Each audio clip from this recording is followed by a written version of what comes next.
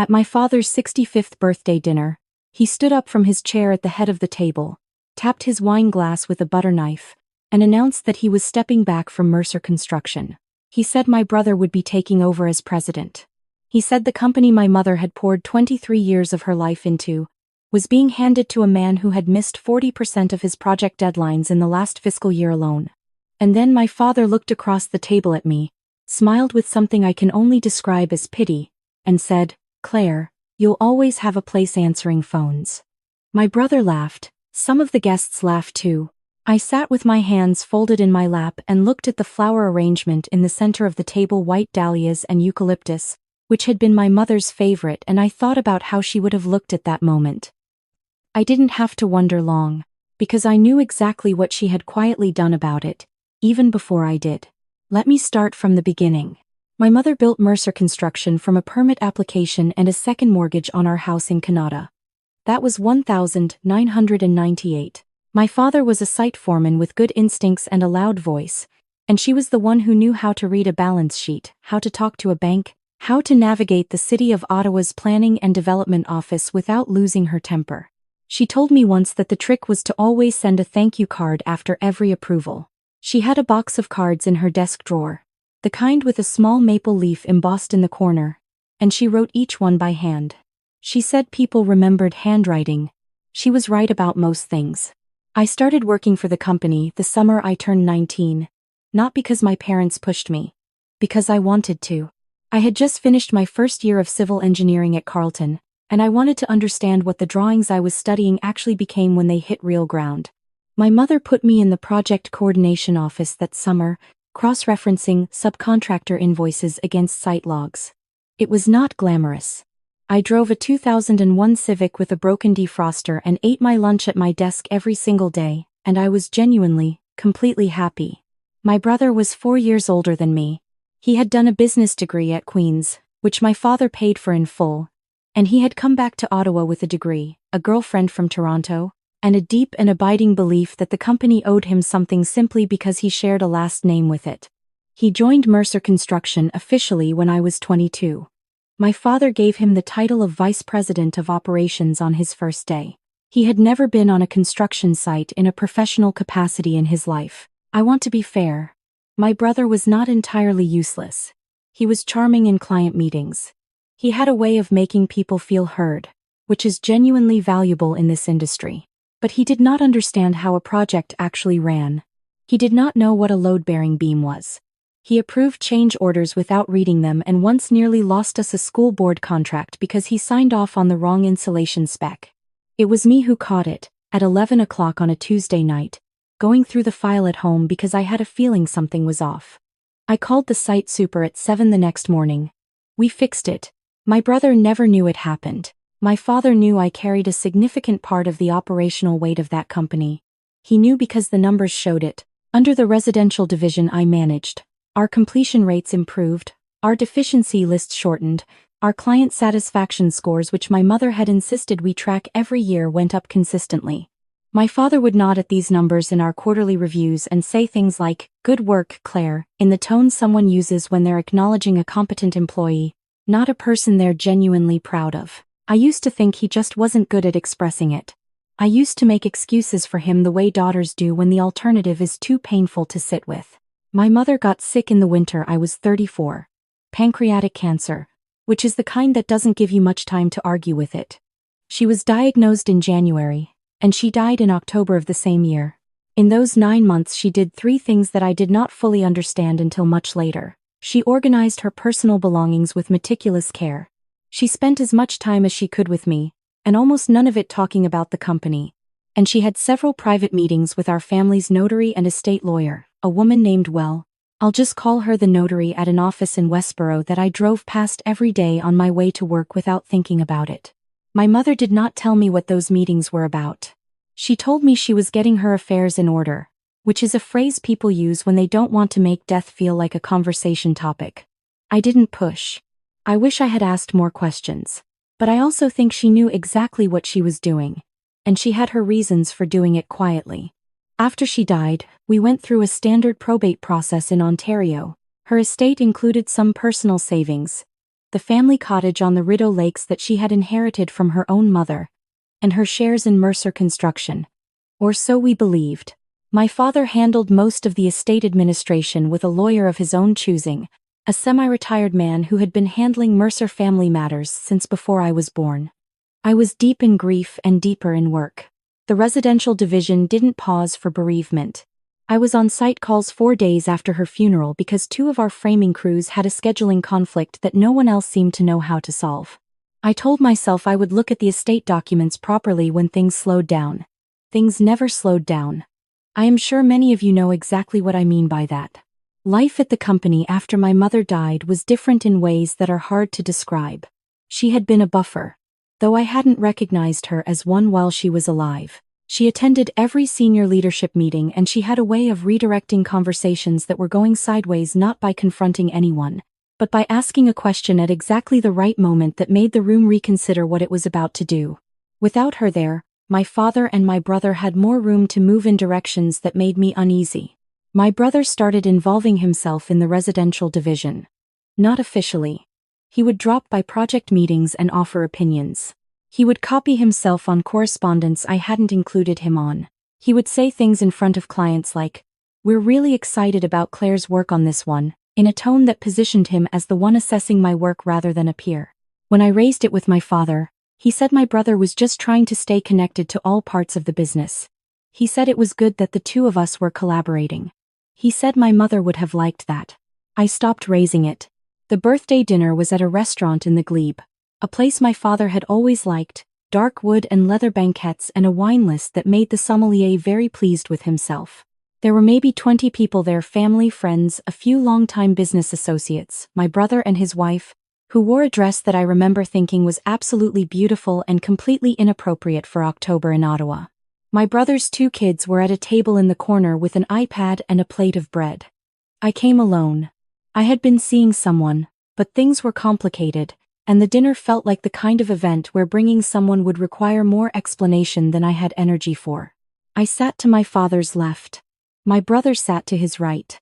This was how it had always been arranged at family gatherings, ever since I could remember. It never bothered me until that night, when my father's toast made the seating feel like a diagram of how he saw the world. He spoke for about 10 minutes. He talked about building the company, which was accurate, though the version he told had him in every important decision and my mother largely in the background, which was well. He talked about his pride in the business, in the team, in the next chapter. He said he was stepping into an advisory role because he trusted where the company was headed. He looked at my brother and said he had always known, that his son was the one who would carry the Mercer name forward. He said my brother had the instincts for it. He said some fathers just know. Then he looked at me. I want to tell you that I was prepared for what came next. I want to tell you that I had read the room, had felt the temperature shift, had braced myself. But the truth is that part of me, the part that is still someone's daughter, the part that never entirely stopped hoping, had thought he might surprise me. I had thought, sitting there with my glass of Riesling and my untouched rack of lamb, that maybe tonight would be different. That maybe he would say something about the division I ran, about what I had contributed, about what the last 3 years had cost me in ways that went beyond any job description. Instead, he said, "And Claire, well, she's always got a home at Mercer, answering phones and keeping the peace." He smiled. He thought it was gentle. He thought he was being kind by giving me a consolation prize wrapped in the language of belonging. My brother laughed. Not cruelly. Genuinely. Which was somehow worse. I did not cry. I had cried so much in the first year after my mother died that I think I had temporarily exhausted the mechanism. I looked at my wine glass. I looked at the white dahlias in the centerpiece, because someone had ordered them specifically for tonight, and I thought, she would have known this was coming. She was smarter than all of us. And that was the moment I decided to go through the estate documents. That night, when I got home to my apartment in Hintonburg, I sat down at my kitchen table and I called our notary. I know it was past 10 o'clock. I left a voicemail. My voice was very calm. I said I wanted to review the full estate documentation from my mother's file, including anything related to Mercer Construction. I said it had been too long and I needed to understand things properly. I thanked her and hung up. She called me back at 8 the next morning. Her voice was also very calm. She said she had been waiting for this call for a while. She said there were things we needed to discuss in person, and that I should come to her office at my earliest convenience and that I might want to bring a notepad. I took a personal day and drove to Westboro. What she showed me over the next 2 hours reorganized everything I thought I understood about my life. 3 years before she died, which meant almost exactly when I was 31, when I had been with the company for 12 years, when my brother had just been given his second title bump with no corresponding change in responsibility, my mother had restructured her equity position in Mercer Construction. She had done this privately, working with the notary and a corporate lawyer in Toronto I had never heard of, which was intentional. She had converted her shares into a family trust under Ontario law, the Mercer Family Trust. She was the settler. She named 2 trustees, herself, during her lifetime and me upon her death. The trust held 58% of Mercer Construction's voting shares. My father held 30%. My brother held 12%, which my father had gifted him 3 years into his tenure, a fact I had known. What none of us had known, what my father had never been told. Because my mother had not been required to tell him, because the shares were hers. Acquired during the marriage but structured in her name from the incorporation, was that her position had been quietly formalized into a controlling interest through the trust. The trust document also included a letter, handwritten. She had dated it the same day the trust was signed. I read it 3 times in the notary's office. I am not going to share all of it here, because some things belong only to the people they were written for. But I will tell you what the first paragraph said, because I think about it every single day. She wrote, "I have watched this company grow for 23 years and I have watched my daughter grow inside it. I know what she has built and I know what she has been told she is worth. And those 2 things are not the same. I am doing this now, while I have time to do it right, because I will not leave her without a foundation. The construction business is built on foundations. She knows that better than anyone." I sat in the notary's chair for a long time after I finished reading. The notary brought me a cup of tea, the kind that comes in a paper cup from a Tim Hortons bag in the break room, and she put it in front of me without saying anything, which is exactly the right thing to do in that moment. When I could speak properly, I asked why this hadn't come out during the probate process. The notary explained that the shares had already transferred to the trust before my mother's death. They were not part of her estate, technically, because the trust was the owner. The estate my father had administered contained her personal savings and the cottage and her personal effects. The trust was a separate legal vehicle. It had been sitting there, dormant, correctly structured, waiting for me to walk through the door and ask. She asked if I wanted to take some time before deciding how to proceed. I said I did not need time. I said I had been taking time for 3 years without knowing I was doing it. I want to be honest about what happened next, because I think it matters. I did not call my father immediately. I did not call my brother. I spent 2 weeks working with the notary and the corporate lawyer in Toronto, getting fully briefed on the trust structure, understanding my rights and responsibilities as trustee, and because I am my mother's daughter, understanding what I wanted to do with it before I showed my hand to anyone. As controlling trustee of a 58% voting interest, I had the right to call a shareholder meeting. I had the right to propose changes to the board of directors. I had the right to vote on any matter requiring shareholder approval, including, as it turned out, the question of who would serve as president of Mercer Construction. My brother's appointment had never been formally ratified by the shareholders. My father had announced it at a birthday dinner and then sent an email to staff. There had been no shareholder vote because no one had thought one was necessary. My father assumed he controlled enough equity to act unilaterally. He was working from old information. There is a particular kind of silence that happens in a room when someone realizes they have been wrong about the dimensions of a space they thought they knew perfectly. I have seen it on construction sites when the measurements come back different than expected. I saw it again in my father's face when I called the meeting. I had asked the notary to be present. She came to the meeting at our offices on Merivale Road on a Tuesday morning in late November, gray sky outside, the parking lot half covered in the first real snow of the season. I had asked my father and my brother to come in for what I described as an estate matter that needed their attention. I did not tell them more than that. My father came in looking slightly annoyed. My brother came in looking at his phone. I introduced the notary by name and explained that she had been my mother's legal representative for estate and corporate matters. My father's expression changed, something careful moving through it, like he was recalculating. My brother put his phone in his pocket. The notary walked them through the trust document. She was thorough and unhurried and completely without drama, which was the right way to do it. My father interrupted twice. The first time to say that he had never been aware of any restructuring of the shares. The second time to say that couldn't be right, that he would have known. The notary both times acknowledged what he said and continued. When she finished, my brother looked at me for the first time since I had walked into the room that morning. He said, "You knew about this." I said, "No. Not until 3 weeks ago." He said, "How is that possible?" I said, "Mom was very good at doing things properly." My father sat very still. He is not a man who shows emotion easily. He built his whole identity on a certain kind of weathered competence, the image of someone who has poured foundations in -20 weather and never complained about it. But in that moment he looked like someone who was revising a document he thought was final. He looked like a man who had been certain about a set of numbers and had just discovered the spreadsheet had another column he hadn't seen. He looked at the trust document on the table and then he looked at me and he said, "She never told me." I said, "No." He was quiet for a long moment. Then he said, very quietly, "She should have told me." I thought about a lot of possible responses to that. I thought about 23 years of meetings where my mother's ideas got implemented under my father's name. I thought about a birthday dinner and a laugh that didn't mean anything cruel and somehow meant everything anyway. I thought about a handwritten letter and a box of thank you cards with maple leaves in the corner. I said, "She made a decision about her own shares. She was entitled to do that." He didn't say anything else. I want to be clear about what I did and didn't do with the trust, because this is where the story could go in a direction that I don't think is honest to who I am, or who my mother was.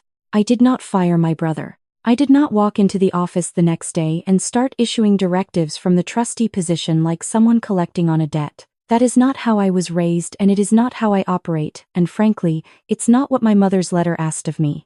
She did not write that letter so I could punish anyone. She wrote it so I would have a foundation to stand on. There is a difference. What I did do was call a formal shareholder meeting, which I had the right to do, and at that meeting I introduced a motion to restructure the leadership team to reflect actual operational responsibilities. The motion passed with 58% of the vote, as you might expect. My brother remained with the company in a role that actually suited him, client relations and business development, which is genuinely where his skills live. I moved into the president role with a proper vote and a proper ratification and a letter sent to all staff that my father signed, which cost him something, and which he did anyway. The corporate lawyer in Toronto told me that the transition was handled in a way that would hold up to any scrutiny. I told her I didn't care about scrutiny. I told her I cared about it being done right. There is a version of this story where my father and I had a grand reconciliation, where he held my hands across a table and told me he had always known my worth and he was sorry for the dinner and everything the dinner represented. That version of the story did not happen. What happened was smaller and, I think, more real. He came to my office about 6 weeks after the shareholder meeting, knocked on the doorframe, my mother's old office, the one he had never officially offered me, but that I had moved into without asking. And he stood there for a moment and looked at the bookshelves and the framed photos and the small collection of objects that were partly hers and partly mine. He said, "You've kept it the way she had it." I said I had made some changes, but I tried to keep the things that mattered. He nodded. He said he had a site meeting in Barhaven and was heading out. And then before he left he said, "You're good at this." He meant the job. He meant the office. I think he might have meant more than that, but he had reached the edge of his vocabulary for that kind of thing. I said, "I know. Thank you for saying it." He left. It was not everything. It was something. My brother took longer. He was hurt, which was fair. He felt ambushed, which I understood, even though I had not set out to ambush anyone. We had a real conversation about it at Christmas, his kids running around my father's living room, his wife being far more gracious about everything than I had expected, the two of us standing in the kitchen drinking coffee, because the adults in our family have always migrated to the kitchen at family events. He said he felt like Mum had chosen me over him. I said I thought Mum had chosen to protect me because she had seen, earlier than I had, that no one else was going to. That she hadn't chosen against him so much as she had ensured I had a place to stand. He was quiet for a while. He said he guessed he understood that. He said he still thought it was a lot to do without telling anyone.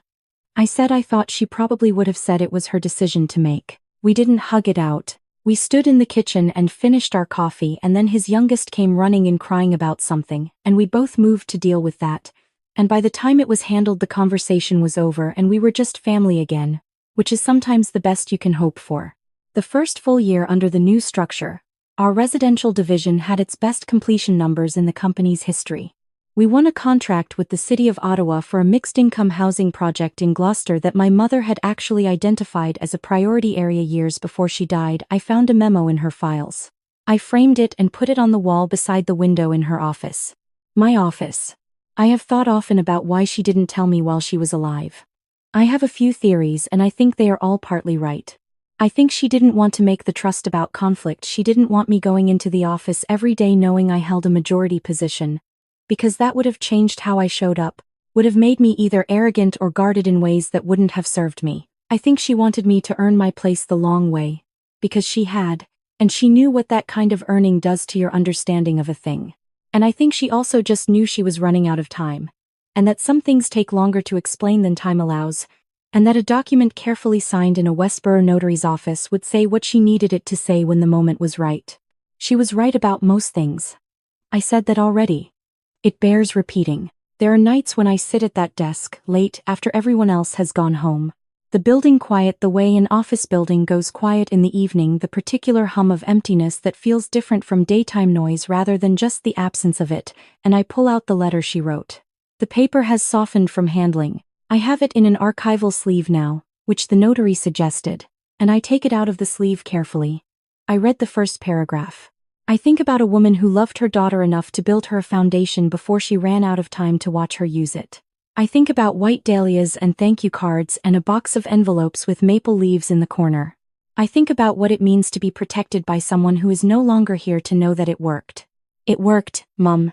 I hope somehow you know that. I hope the handwriting on all those thank you cards reached somewhere I can't see and that someone there told you. The phones do get answered, by the way. We have an excellent receptionist now. She has been with the company for 2 years. She has a business administration diploma from Algonquin College.